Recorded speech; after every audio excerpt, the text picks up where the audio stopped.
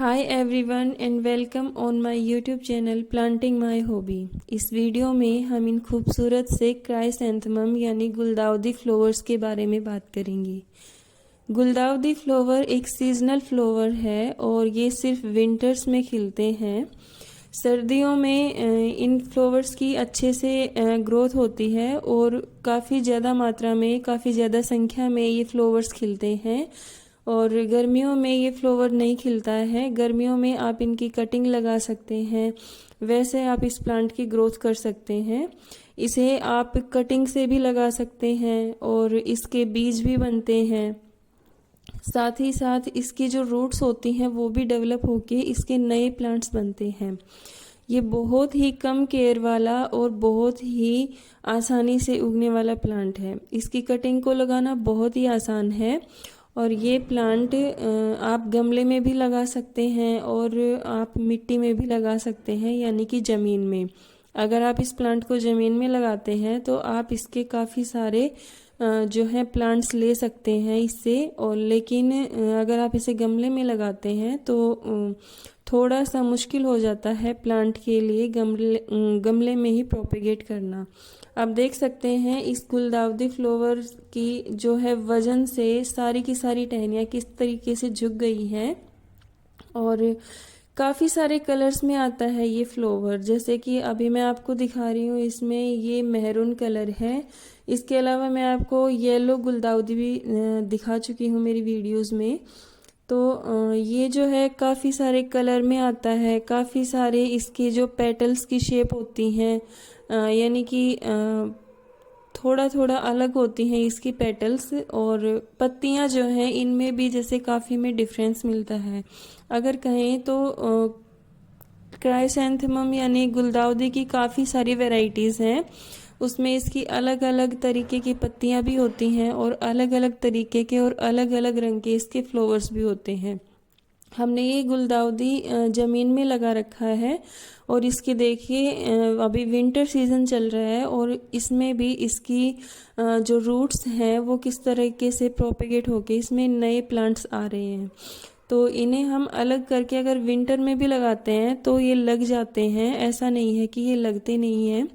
और एक ही जैसे कि सिंगल जो टहनी होती है उसमें ही ये काफ़ी सारा जो फ्लावर्स से ये प्लांट भर जाता है।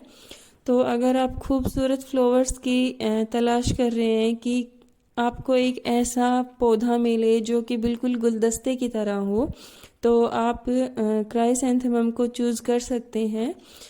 आप अपनी चॉइस से इसका कलर ले सकते हैं और नेक्स्ट सीज़न के लिए आप इसको बचा कर रख सकते हैं और उससे आपको और भी काफ़ी सारी मात्रा में गुलदाउदी मिल जाएंगे। आप मेरे इस पौधे में देख रहे हैं कि किस तरीके से इसकी जो टहनियाँ हैं वो बिल्कुल फूलों से लदी हुई हैं, यानी कि पूरी की पूरी टहनियाँ झुक गई हैं। काफ़ी सारे फ्लावर्स हम इसमें से तोड़ भी चुके हैं।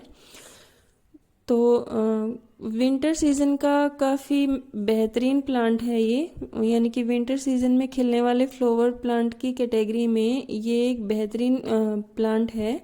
ये प्लांट सुंदर भी लगता है, इसकी पत्तियां भी सुंदर लगती हैं और इजी टू केयर है, मतलब बहुत ही कम देखभाल की इसको ज़रूरत होती है।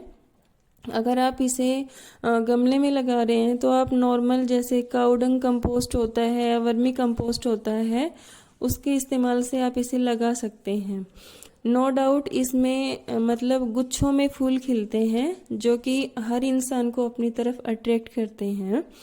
अगर आप इसे ज़मीन में लगा रहे हैं तो उसमें आपको ज़मीन का टाइप देखना होता है कि आप खेत की ज़मीन में लगा रहे हैं या घर पर लगा रहे हैं। तो अगर आप घर पर भी लगा रहे हैं तो आप जिस जगह पर लगा रहे हैं उस जगह पर आप काऊ डंग कंपोस्ट को इस्तेमाल कर सकते हैं।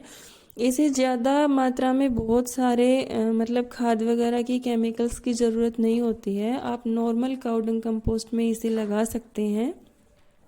ये मतलब पूरा का पूरा झुक गया है क्योंकि इसे सपोर्ट नहीं मिला। इसको साथ में जैसे किसी भी स्टिक वगैरह की सपोर्ट देके आप इसे खड़ा भी कर सकते हैं। तो ये बहुत ही अच्छा लगता है गमलों में। जैसे कि हम देखते हैं कि विंटर सीजन में हमें काफ़ी तरह के फ्लावर्स मिलते हैं मार्केट में भी, नर्सरीज में भी। तो उन्हीं में से ये एक मतलब बहुत ही अच्छा वाला फ्लावर है। इसके और भी काफ़ी सारे बर्ड्स हैं जो अभी से उनमें से फूल नहीं खिला है, और काफ़ी सारे हैं जो कि मैच्योर हो गए हैं। तो कुछ एक जो है आप अपने आप में झड़ने भी लगे हैं। इसकी ये जो टहनियाँ हैं इनमें से भी रूट्स, जैसे कि ये ज़मीन से अटकी हुई हैं, तो इससे भी रूट बन जाती हैं और इससे नया प्लांट बन जाता है। सो देखिए किस तरीके से इसमें काफ़ी सारे फ्लावर्स खिले हुए हैं। ये बहुत ही अच्छे फ्लावर हैं और मुझे बहुत पसंद हैं। एक प्यारी सी खुशबू आती है इसमें, लेकिन मैं अगर कहूँ तो सच में इसमें बहुत ज़्यादा खुशबू तो नहीं आती है, लेकिन इतने अच्छे फ्लावर्स हैं कि आप देख सकते हैं, मतलब 100 से ज़्यादा फ्लावर होंगे शायद ये। और इसके अलावा काफ़ी सारे हम इसमें से तोड़ भी चुके हैं। और एक ऐसा पौधा है जिसकी कॉस्ट भी बहुत ज़्यादा नहीं होती है, आप 30 से 40 रुपए में इसे खरीद सकते हैं।